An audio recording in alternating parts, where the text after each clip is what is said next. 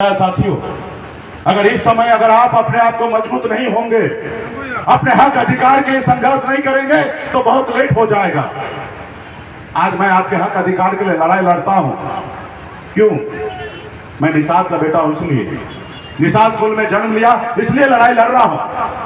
अगर मैं ब्राह्मण कुल में जन्म लेता, भूमियार के घर में जन्म लेता, ब्राह्मण के घर में जन्म लेता, तो क्या आपके लिए लड़ाई लड़ता? नहीं लड़ाई लड़ता। आज अगर मैं लड़ाई लड़ रहा हूं इसलिए क्योंकि मैं निषाद कुल में जन्म लिया, इसलिए लड़ाई लड़ता हूं। साथियों, लोग कहते हैं कि सैनी जी आप राज के इतना बड़ा नेता हैं, आप एक जात की बात करते हैं। हम कहते नहीं, हम एक जात की बात नहीं करते हैं। ये निषाद समाज मेरे लिए कोई जात नहीं है, ये मेरा परिवार है। मैं अपने परिवार की बात करता हूं। अब परिवार की बात करना कोई गुनाह नहीं है। अगर गुनाह है तो इसे हजारों बार गुनाह करने के लिए तैयार हूं। इसलिए साथियों, लड़ाई लड़ना पड़ेगा, क्योंकि कुछ लोग नहीं चाहता है कि निषाद का बेटा सर उठा के जिए। वो चाहता है कि आज तक, आजादी से लेकर आज तक आप गुलाम हैं और आने वाला 100 साल तक आप गुलाम रहे। वो नहीं चाहता कि आपका बेटा अपने पैर पे खड़ा हो। आपने देखा ना, आजाद भारत में 77 साल में पहली बार संघर्ष करके एक निषाद का बेटा ने 4 विधायक बनाया, लेकिन दुश्मन आपका कितना मजबूत है, समझदार है, आपका विधायक को खरीद लिया, आपको सरकार से बाहर कर दिया, जो सरकार आपने बनाया था। इसलिए वो देखा कि निषाद समाज सोया हुआ शेर है। मुकेश सहनी अगर यूं ही काम करते रहा, आज 4 बनाया, कल 40 बनाएगा, एक समय आएगा 125 बनाएगा और अपने दम पर बिहार में सरकार बना लेगा।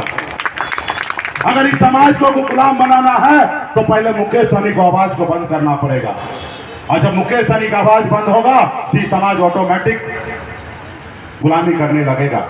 और वो षड्यंत्र के तहत हमारे विधायक को खरीद के हमें सरकार से बाहर करके रोड पे ला दिया।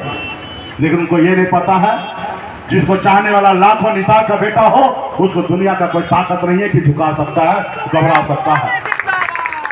आज मजबूती से मैं 10 साल से संघर्ष कर रहा हूं। अभी देख लिया, मुकेश सहनी को कब्जा नहीं कर सकता है। आज 85 दिन हुआ संकल्प यात्रा यूपी, बिहार, झारखंड में घूम रहा हूं, और आज वो दिल्ली वाला मानने लगा कि मुकेश सहनी से बगैर दोस्ती किए हुए नैया पार नहीं होगा। और आज वो झुके, कहते हैं सहनी जी हमसे गलती हुआ, हमको माफ कीजिए, हमारे साथ आ जाइए और अगला 2025 का मुख्यमंत्री बन जाइएगा, आप हमारे साथ आ जाइए। हम कहे भाई, हम मलाह का बेटा है, हम जाल में मछली फंसाते हैं, जाल में फंसते नहीं हैं। हम अपना झोपड़ी में रहेंगे, लेकिन झोपड़ी का बादशाह बने रहेंगे। तुम्हारे महलों में आके हमें गुलामी नहीं करना, तुम्हारे महलों में आके गुलामी नहीं करना। हम संघर्ष करेंगे, लड़ाई लड़ेंगे। क्या होगा? लड़ने वाला को 2 ही परिणाम आता है, हार या जीत।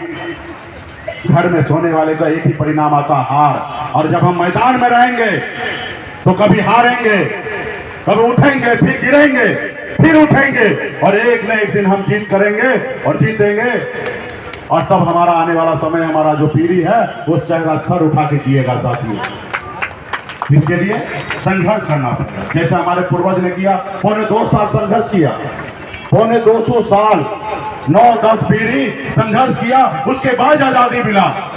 अगर उसी तरीके से हम लोग अगर 10-20 साल तक अगर संघर्ष करते रहे तो निश्चित तौर पे हमें भी आजादी मिलेगा, हमें भी आरक्षण मिलेगा, और हमारा भाई भी कलेक्टर बनेगा, हमारा बच्चे भी डॉक्टर, इंजीनियर बनेगा।